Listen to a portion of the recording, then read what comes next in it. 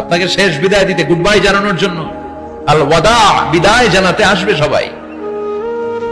4 তাকবীর দিয়ে আপনার জানাজা হবে, অশ্রুসিক্ত জানাজায় আপনার বিদায় হবে। কাঠের খাটিয়ার মধ্যে করে কাঁধে তুলে আপনার কবরে নেওয়া হবে।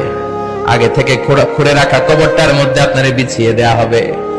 বাঁশের কচি দিয়ে তার উপরে মাটির চাপা দিয়ে সব চলে যাবে। ভাবেন না একবার চোখ বন্ধ করে, this is the circle of life, this is the nature of life. এটা সবার হবে, আমার হবে, আপনার হবে।